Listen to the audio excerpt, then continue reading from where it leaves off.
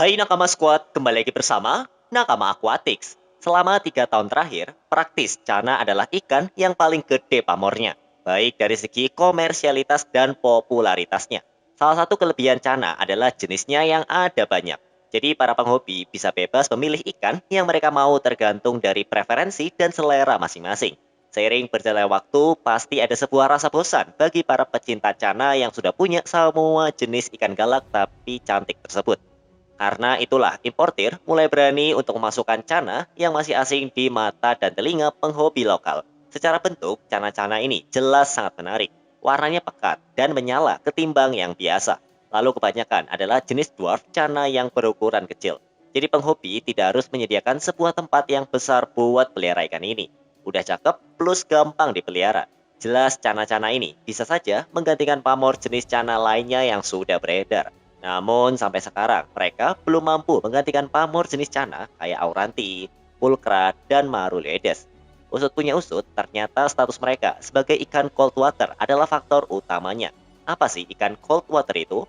Apakah bisa dipelihara di suhu Indonesia yang hangat? Tonton video ini sampai habis untuk tahu jawabannya. Bab 1. Apa itu ikan cold water? Beberapa bulan lalu, aku sempat masuk ke dalam sebuah forum ikan cupang yang isinya adalah orang luar negeri semua. Umumnya orang-orang di Eropa dan Amerika Serikat selalu mengeluh tentang ikan-ikan cupang yang sulit dipelihara karena tidak tahan sama dingin. Poin ini jelas bikin mataku terbuka kalau orang di sana juga sama pusingnya dengan penghobi lokal dalam pelihara ikan.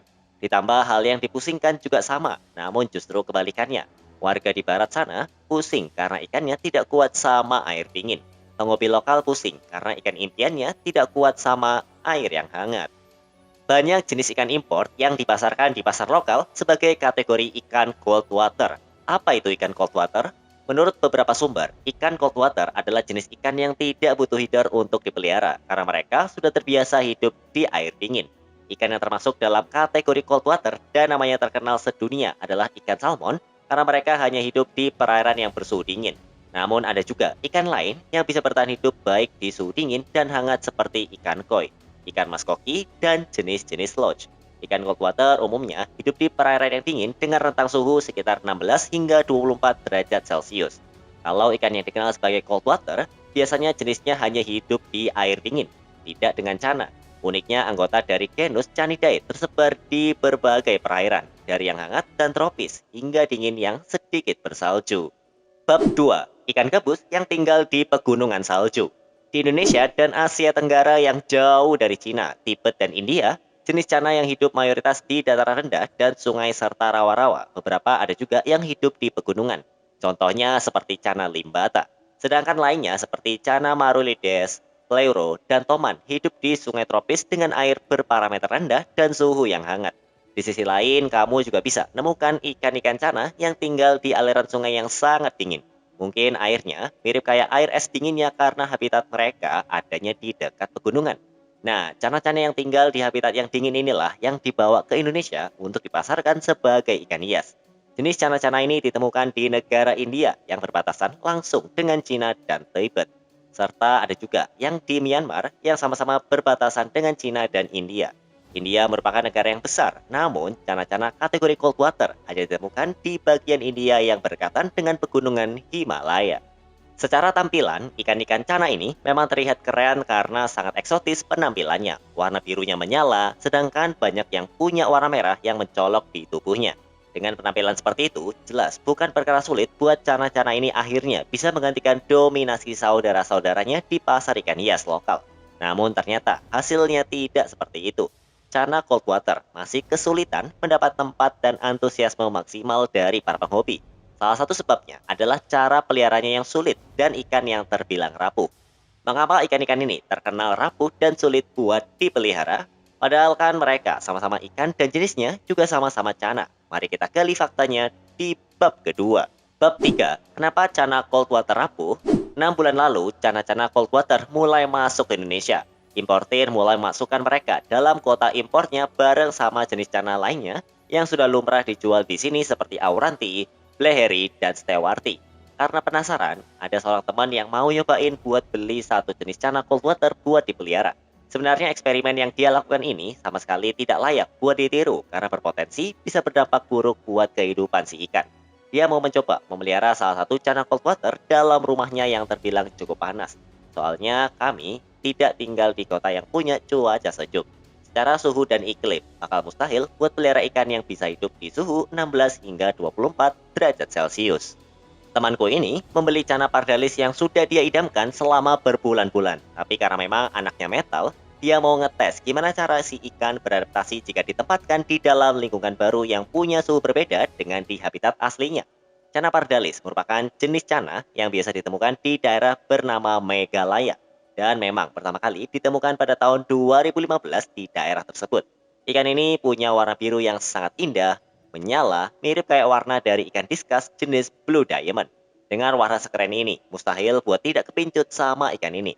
Temanku menaruh ikannya di sebuah akuarium ukuran 60 kali 30 cm yang sudah diisi sama air endapan. Beliau bukan orang baru di ranah ikan karena sudah lumayan ngerti soal parameter air dan lain-lain. Cana pardalis miliknya akhirnya jadi penghuni baru akuarium tersebut.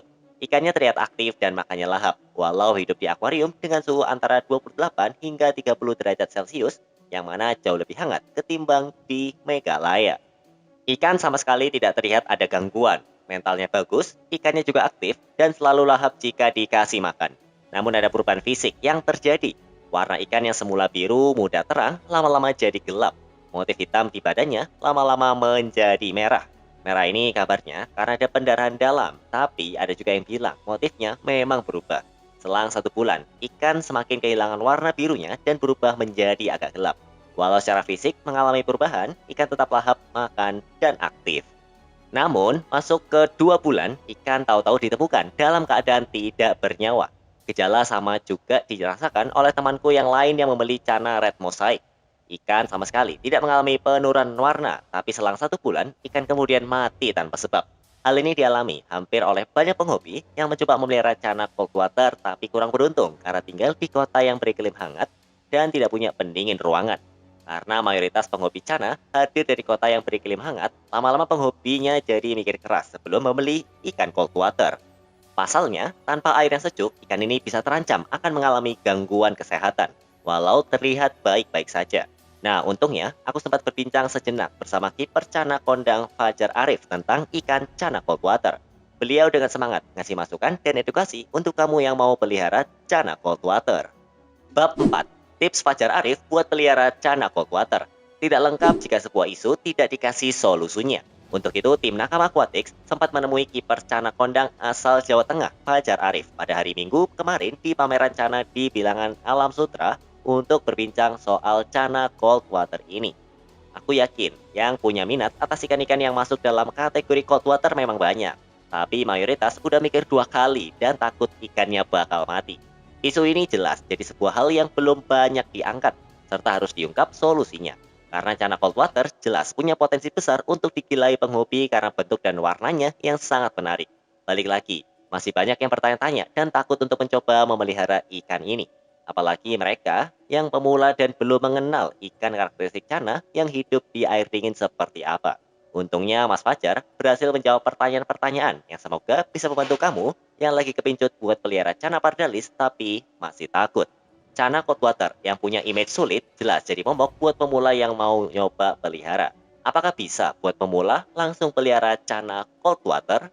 Sebenarnya bisa-bisa aja tergantung dari sellernya. Mungkin mungkin misal kita beli dari importir atau tangan kedua dari importir. Nah, di sana itu udah direkondisi apa belum? Kalau udah rekondisi, udah mau makan, udah sehat lah di air tangan kedua apa importir itu, mungkin kita bisa tolerir 2 sampai 3 derajat dari dari informasi aslinya kayak gitu. Mungkin kalau misal aku dulu punya pardalis, itu kan cold water di suhuku 26, 27 kadang naik lagi. Nah, aku asal ikan udah settle, udah sehat dari sana, di rumahku 27, 28 masih aman. Kayak gitu. Jika ada penghobi yang lebih memilih beli cana cold water langsung dari importir, apakah bisa? Gimana cara rekondisinya? Ya mungkin ditambah dari, mungkin kita bisa tambahin chiller, tambahin kipas. Mungkin rekondisi pertama ya, asal air kita bagus, suhunya kita pas. Nah, habis itu udah rekondisi, kita bisa naikin suhu biar terlalu mengeluarkan listrik buat chiller atau buat kipas kayak gitu. Cana cold water kan ada banyak jenisnya. Kalau yang paling kuat dan cocok buat pemula, enaknya pelihara jenis yang mana? Paling kuat kalau sepengalamanku kalau nggak red mosaic sama Varenes. Varenes paling kuat.